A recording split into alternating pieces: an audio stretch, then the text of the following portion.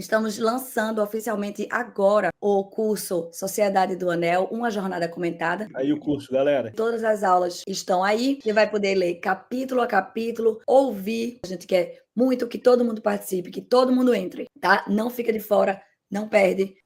Ô, Paz, você teria interesse em debater, sei lá, com um tradicionalista desse, ou um cara meio convencido pelo Tucker Carlson, por exemplo? Mano, eu acho que sim, cara. Eu tenho interesse. Eu acho que dependendo. Assim, depende do tema, claro, né, mano? Tipo, eu não debateria, tipo, com um cara que nega o Holocausto, por exemplo, tá ligado? Tipo, não, eu debateria com um cara que nega o Holocausto até, mas eu não debateria esse tema, tá ligado? Porque é um não tema, tá ligado? Isso aí é uma não questão, tá ligado? Tipo, Mano, eu acho uma falta de respeito tu sequer tocar nesse assunto, tá ligado? Uma falta de respeito absurda, velho. Mas assim. O argumento da padaria. Irrefutável esse aí. Bah, mano, pois é. Não, eu acho que. É o argumento. Depois que veio o argumento da padaria, mano, caralho, meu bisavô simplesmente deixou de existir, tá ligado? Mano, mas assim, eu não debateria, sei lá, negacionismo do Holocausto, tá ligado? Mas assim, sim, eu debateria, tipo, o bagulho do Michael Jones, por exemplo. Inclusive, cara, se tu me permitir, mano, só rapidinho, só pra eu esclarecer melhor que a parte que eu tinha te interrompido lá sobre o bagulho do Michael Jones, né, mano? Eu entendo tu achar que é uma análise profunda, tipo, quando tu não tenha o conhecimento da história judaica do pós-cristianismo pra cá, que é 2000 anos de história, tá ligado?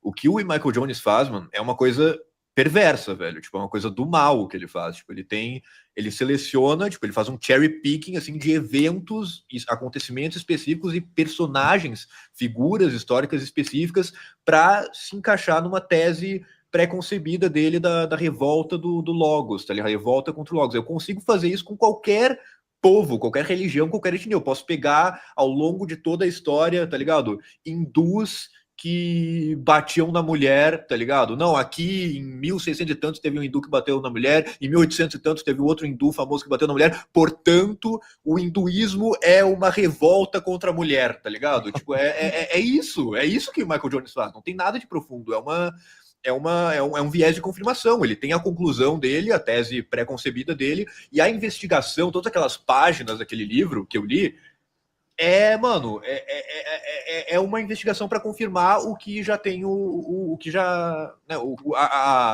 a conclusão que ele já chegou, tá ligado? É tudo viés de confirmação, tá ligado? E o pulo do gato, velho, é que é um argumento que até certo ponto é infalciável, talvez eu diria, tipo, porque não realmente assim, eu posso pegar qualquer figura judaica que tipo que se opõe a isso que ele tá falando, tá ligado? Que tipo que prova que o que ele tá, que a tese dele da revolta do Logos é errada, ele vai dizer não, mas esse aí né, ele tá mentindo, sei lá, ele tá a exceção não muda a essência do grupo, a essência é essa. Então assim, o cara faz um reducionismo, ele desumaniza um grupo inteiro, tá ligado? É um bagulho perverso o que ele faz, é um bagulho mau e, mano, não tem nada de profundo, velho. É uma peça de propaganda esse livro. Paz, eu acho que tem uma coisa engraçada, vê se você concorda comigo. Tem muita gente que tenta dar para o judaísmo assim tentam botar na conta do judaísmo o que um rabino falou em um lugar ou outro, como se tivesse uma espécie de magistério judaico, né? E não é assim que funciona no judaísmo. Não tem. Inclusive dentro do próprio Talmud, né? Tu vê o pessoal pegando passagem do Talmud, dizendo, aqui, no Talmud tem uma passagem que um rabino diz não sei o quê. Galera, o Talmud não é um catecismo, tá ligado? O pessoal tenta ver o judaísmo com uma ótica cristã, porque o pessoal no Ocidente acha que as religiões são tudo a mesma coisa com uma skin diferente, tá ligado? Nossa, então, comentário. É o equivalente o Talmud é o equivalente do catecismo. Não, porra, não é isso. O Talmud é um registro histórico. Tem a Mishnah e tem a Gemara, né? Tem a Torá oral, que é a tradição que foi passada oralmente, né? Desde Moisés, né? A tradição que era passada oralmente, que não foi escrita na Torá escrita, né? Que a gente sabe que existe, inclusive o próprio Jesus e Paulo, inclusive, eles citam a Torá oral algumas vezes, né? Quando Paulo fala lá na epístola lá do Janes e Jambres, né, dos feiticeiros lá do Egito, isso aí é Torá oral, tá ligado? Não tá no Torá escrita, tá ligado? Não, Rasta tá rindo de alguma coisa que eu não sei o que é. Tá indo aí, Toda vez que tu fala Torá oral, eu fico... Que merda! Vai tomar. Tá sério dentro de mim. Sabia que era alguma besteira dessa. Alguma coisa assim, né? Eu rejeito o grupo de jovens porque se deixar eu participo, cara. Eu Você ia acabo gostar com do grupo jovem. que eu sou mais infantil que todos eles, tá ligado? Não, velho, mas o que eu tô dizendo é, tipo, o que eu tava falando é que, assim, tipo, a Torá oral, ela é o mesmo conceito da tradição apostólica, tá ligado? Tipo, é óbvio que nem tudo que os apóstolos disseram foi escrito na Bíblia, tá ligado? É óbvio que nem tudo que Moisés disse foi escrito na Torá, tá ligado? Tá dizendo que não dá pra fazer um solo escritura, cara. Não, o judaísmo não é só escritura, de jeito maneira. Né? Aí, então ó, Cara, nenhuma religião... Você até disse mais, você disse que o Talmud, nem tudo que está ali é uma coisa normativa, é só registro. É isso que né? eu queria. Então, nesse sentido, é diferente da tradição apostólica. A tradição apostólica, para nós, católicos, ela é vinculante. Assim, mesmo que seja oral, ela é parte da. Sim. No caso do Talmud. Não, mas aí é que tá. Não, então, depende, porque o Talmud tem a Torá oral, que aí sim, aí é. Mas assim, não tem nada, tipo, muito assim, não tem nada que seja importante, assim, que não esteja já na Torá escrita, tá ligado? É mais complemento, assim, tipo, o que não dá pra... O que exatamente não pode fazer no Shabat, coisas assim, tipo, mais específicas, assim, tá ligado? A essência já tá na Torá escrita, né? Tem os mínimos detalhes, assim, é Torá oral. E aí, isso é uma parte do Talmud. A outra parte é debates que foram acontecendo ao longo dos séculos, tá ligado? De rabinos sobre a Torá e a Torá oral, tá ligado? Tipo, rabinos que, tipo, pega, tipo, a Torá diz não sei o quê. Tá, e como é que a gente aplica isso no dia a dia? E dá exemplos, assim, pega situações absurdas, assim, né? E vão contando histórias também, né? Histórias dos períodos históricos que eles viveram, né? Aí tem uma história que eles contam que foi do filho de um... Esse é um caso famoso. Todo mundo já ouviu alguém falando. O Talmud diz que Jesus está no inferno. Sim. Sendo que o judaísmo não acredita nem em Jesus e nem no inferno. Mas aí por que o pessoal fala isso? Porque tem no Talmud uma passagem de uma discussão de dois rabinos. Um deles conta a história do filho de não sei se de um soldado ou do imperador romano, né? O filho do Tito. Eu não sei se ele era imperador ou soldado romano, mas o filho dele... Teve um imperador com esse nome, né? Não sei, mas eu não sei nem se é Tito, na real, mas é um romano que o filho dele teve uma experiência, tipo uma experiência sobrenatural ali, uma experiência assim dele, que ele dizia ter visto várias figuras da história do povo judeu, né, que daí ele viu, tipo, várias coisas, viu Baal, tá ligado? Viu assim, figuras, assim, tipo, que de alguma maneira se opuseram ao judaísmo, né? Aí, dentre elas, ele diz ter visto Jesus, né? Isso que é isso que é a parte, se tu for ver no contexto, né, a parte daí ele diz que Jesus tá no inferno, só que, tipo, pro judaísmo isso não é uma crença, porque o judaísmo não acredita em inferno e não acredita em Jesus, tá ligado? Então já não tem isso, tá ligado?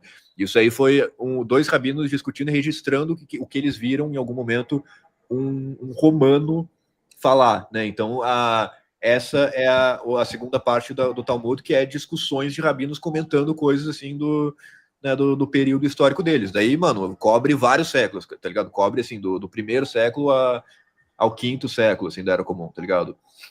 Pós-cristianismo, assim. Então não é vinculante, né? 500 anos, assim, de debate. Por isso que o Talmud é gigante, tá ligado? Muitos tomos.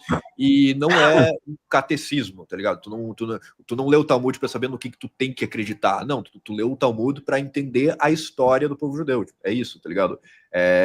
Daí o que acontece? Eu falo isso é o que, mano, se tu estudar o judaísmo, tu vai entender que é isso, tá ligado? Só que se tu já tem o viés de confirmação prévio, tudo isso que eu tô falando não vai servir de nada para ti, porque tu vai achar que eu tô porque eu sou um agente do Mossad que tá espalhando mentiras para enganar vocês, tá ligado? Então, o Olavo falava bastante disso, né, mano? Tipo, contar uma mentira é muito fácil, desmentir a mentira é muito difícil. Porque, velho, depois que aquela imagem já fica no cara, por exemplo, tipo, o cara nunca viu nada de Israel. Daí as primeiras imagens que ele vai ver de Israel é do pessoal cuspindo em cristão, tá ligado? Aí o cara fica, caralho, Israel é um lugar que cospe cristão, porque essa imagem foram as primeiras imagens que ficaram na cabeça dele, tá ligado? Aí pra desmentir isso...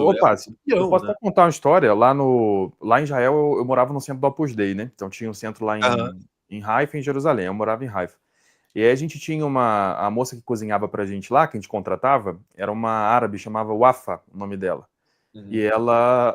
Eu fiquei esperando ver se vocês iam zoar alguma coisa com o nome da mulher, mas enfim. Ela... Não. Não consegui clicar em nada com o AFA, não. Tá bom. Falei porque esperando já. Ela tinha família na Cisjordânia, que é o lugar que é da Palestina, né? Lá tem árabes, a maior parte é muçulmana. Lá em Belém, inclusive em Bejala, né? Perto de Belém. E ela morava em Haifa com outra parte da família. E ela foi visitar, enquanto ela trabalhou em 5 anos pra gente lá, até porque eu fui embora, não sei se ela continua trabalhando ou não lá, mas enfim. E ela foi visitar a família lá na Palestina, que tinha muito tempo que ela não ia. E ela nem queria ir também, porque Haifa, né? Quem vive em Haifa, no norte de Israel, assim, os cristãos que vivem lá, não quer nem ir para outro lugar.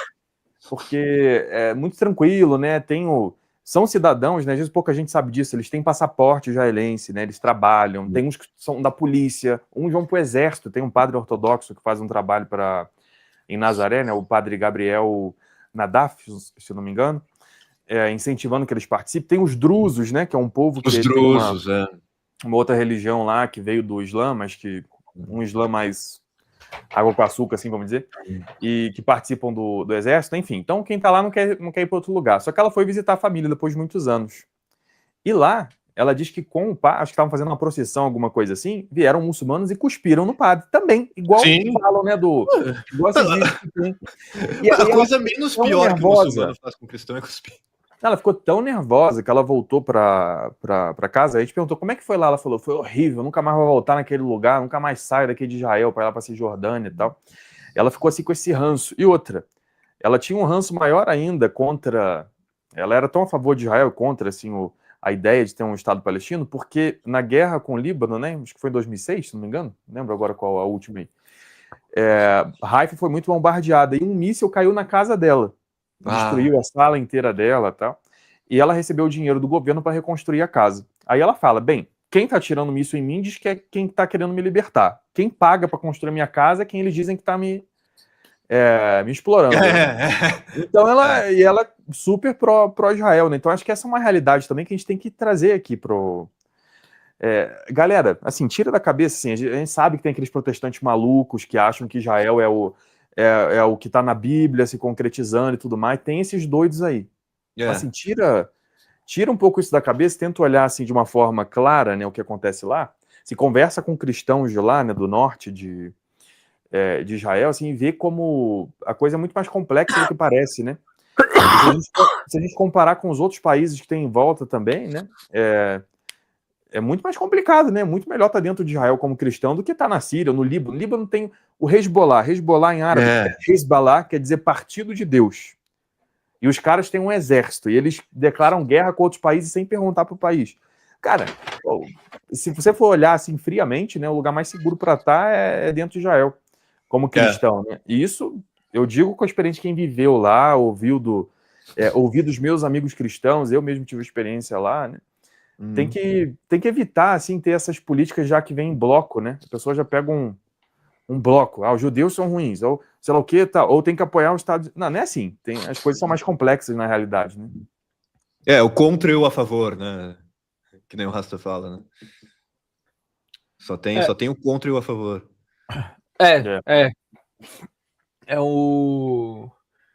Tipo, agora eu tenho que ter uma puta opinião sobre o Estado de Israel. Aí tu me ferra, né, cara? Aí tu me ferra.